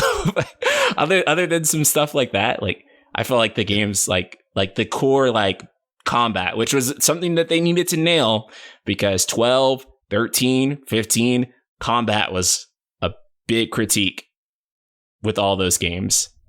12 to a lesser extent, but it was a huge problem with 13 and 15. Although a lot of people still didn't like 12. So, but it was something that they needed to get right, and something that I feel like they did. So, but there's still a lot of other stuff that they need to improve. If I was to re-rate the game, I'd probably give it a 7.5 to an 8. It's a decent game. That's pretty much what I would rate it to. Yeah, it's a pretty decent game. Like, if someone plays it, I think they're going to have fun. I don't think that... It's a good game. It's a good game. I don't think that erases the issues with it either, though. But I think a lot of people... It's a magnificent game, but it's a good game. Yeah. And basically, a lot of my criticisms come from the game having been in development since 2014, a year before they announced it. Yeah. And I know they had issues too, but that also has become something that has become par for course with Square Enix, that every game, there's some kind of story behind something happened and now we don't know what to do. The CyberConnect 2 situation with 7R, 15's long, complicated development cycle, Final Fantasy 13, where Toriyama was talking about how everyone was on a completely different page. And not even just Final Fantasy, Kingdom Hearts 3, where they were like halfway. Well, they weren't halfway through, but they were like a year into Kingdom Hearts 3. And they were like, oh yeah, we need to switch to Luminous. So they restarted the development of Kingdom Hearts 3. And so every single one of their games has had this huge lore behind the development and all the problems that has happened. And really, one of the things that actually makes me excited for Final Fantasy XVI as of right now is that we currently don't have any sort of lore behind how complicated and troubled the development has been. Sure. Which actually makes me makes me very happy.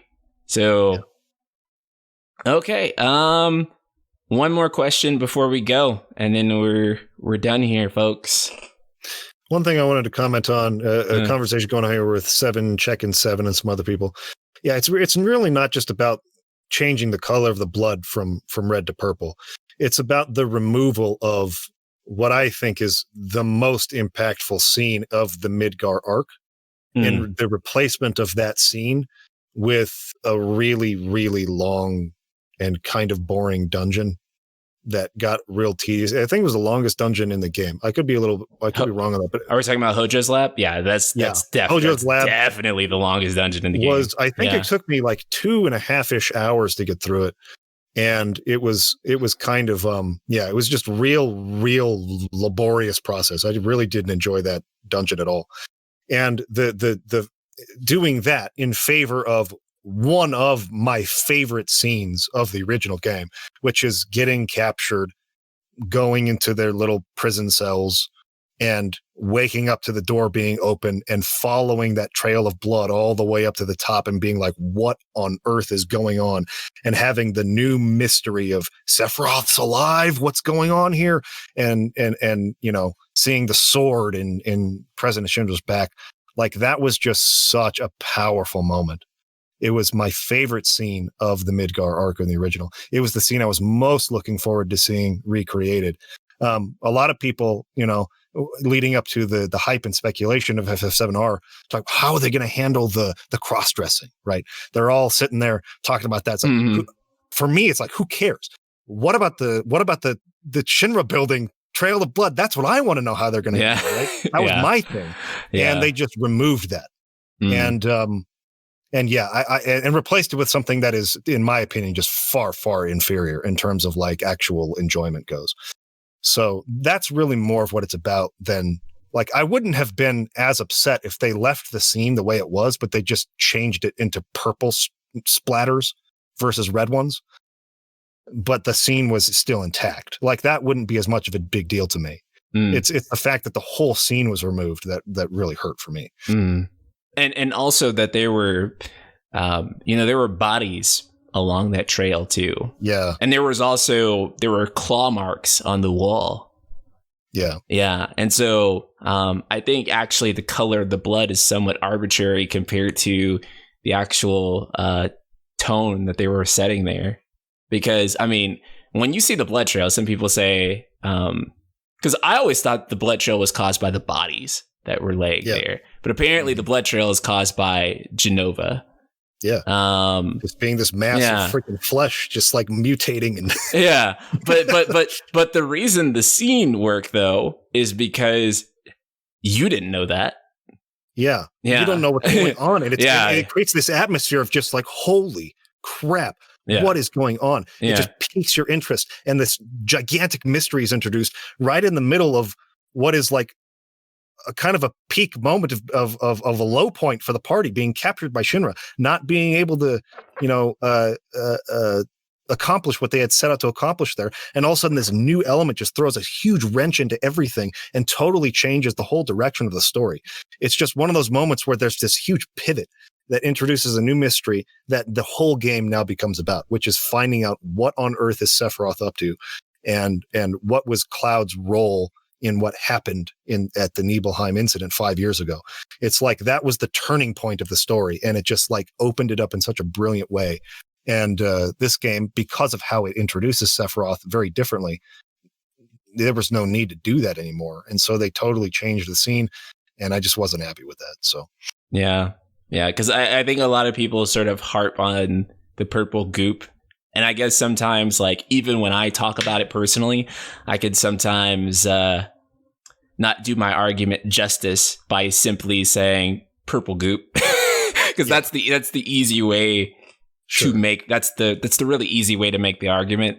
But the actual color of the blood is very arbitrary for how the scene is actually set up and the feelings that it delivers to you. So what Snappy Joker is saying here, I want to respond to this because I feel like a responsibility to respond to this.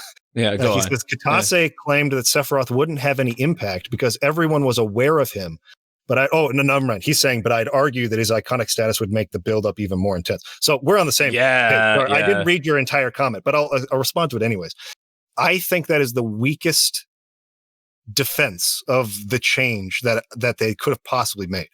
Because it actually further signifies that they were making this game for people who had already played the original Final Fantasy VII, not for anyone who maybe hadn't experienced it before. Which again, my hope was that I could share this with my girlfriend for her first experience with Final Fantasy VII. She doesn't know anything about Sephiroth. She's seen his picture, but she doesn't know anything about him, right? And so she doesn't have any like context as to why he's so big and bad and important in the story. She doesn't know any of that. Someone who's never played Final Fantasy VII won't know that. So this change is made only in the sake of surprising an audience who had played the original. I think that's a really bad approach. Well, let me reword that a little bit. I think that is it's an exclusive approach. Meaning that you're making this audience only for people who are intimately familiar with Final Fantasy VII.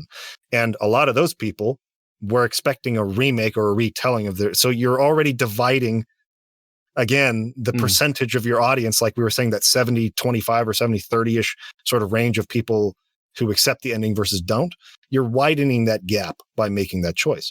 And you're excluding people who never played the original to not have that experience of their first introduction to Sephiroth being such an intense thing and such a long buildup and this kind of horror tone to it.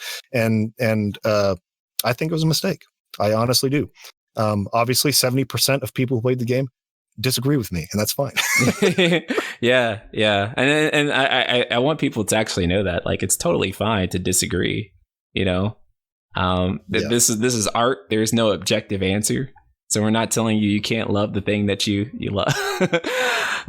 If you like it, the sentiment that everyone knows about Sephiroth is just it's wrong. Yeah, I think that's in an objective sense too. That's a wrong, lot of people were playing this as their first experience with Final Fantasy VII, and those people, I feel very bad for them because they will never have the experience we had in 1997, following that trail of blood and seeing that sword in President Shinra's back. That will never be the same. Going from FF7R backwards if they decided to do that. Yeah, it's just that whole thing is spoiled. Cloud's true origins spoiled by Hojo in that Hojo lab section. Like, it's just like all the things that were literally the best part of the game are being like ruined right here at the end. What is going on? Right. And the argument might be is that they're getting all that stuff out of the way so that they can tell the proper Final Fantasy VII Remake sequel story that they've been wanting to do. And not to like stir a pot that maybe you're trying to distance yourself from a little bit here with that video you took down. But that was one of the claims of that rumor. Yeah. That they weren't sure if they were going to continue the 7R series and were thinking of wrapping it up with this ending, right? I'm not saying that's true. You never said that it's true. Yeah. Everyone to take with a grain of salt. It's a total rumor. It's probably wrong. Yeah. But it's fun to think about. If that was the case, revealing basically all the plot twists of Final Fantasy VII in the last freaking hour maybe was the reason for doing that. Yeah. You know what I mean? So, that was what I thought was cool about that rumor was, even though I'm like 99% sure this is fake, it did sort of give me the perspective like, oh, dude, maybe they did sort of release this with the idea that this was like, we're going to release this as a complete game. And if for some godforsaken reason, something called Final Fantasy VII Remake somehow doesn't sell an infinite amount of copies, that, we'll leave it like that and it'll be like its own complete story. So I think a lot of people were they didn't like that idea. But for me, that was actually like, oh, okay, I could see that. Yeah. That actually made me like more understanding. It was sort of a perspective that allowed me to empathize with what they were going through when when developing it, but a lot of people didn't reap. So Yeah. There was the last question that I had wanted to do. I lost it a long time ago, but I remember what it said. And it was basically saying, do you think that Final Fantasy should scale back from this sort of AAA approach? 100%. Yeah. Yes. 100%. I think they should. Yeah. I absolutely think they should do that. Yes. Yeah. I'm inclined to agree. Most of Final Fantasy's problems, I dare almost say almost all the Final Fantasy's problems over the past 15 years, decade and a half, have directly stemmed from the game's AAA status and living up to AAA expectations. Yep. The hardcore development challenges of AAA development in the modern age. Yeah. 100% agree, man. Yeah. Like almost from creating an engine to being obsessed with having cutting edge graphics to having to have every single thing in the game voice acted, so that they're not able to make the sort of script tweaks that they've become accustomed to making. And don't get me wrong, I'm not against the game having full voice acting, but that's just something to note too with regards to the game's overwhelming budgets. They put a lot into trying to compete on the AAA scale. And I think that 16, from what I've seen of it so far, is a very good attempt at trying to be at that scale where maybe they can make something that can stand next to The Witcher 3 or these other popular Western RPG titles that have blown JRPGs out of the water in terms of just how expansive and detailed and big, but having like this gigantic production quality to them. So honestly, do I feel like Final Fantasy should scale back?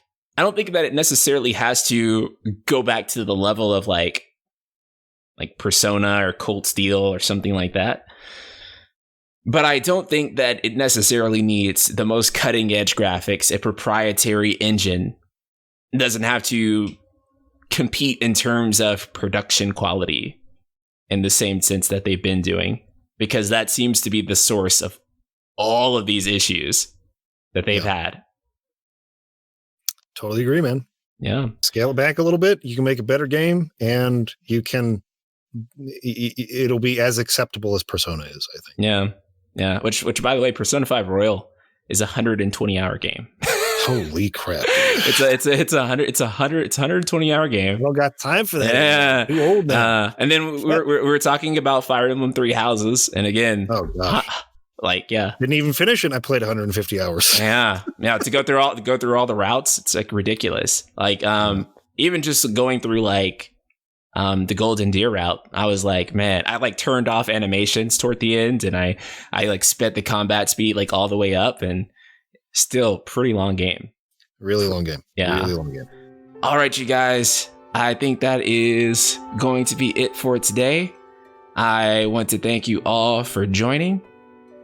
And you guys can find Mike here over at Resonant Arc.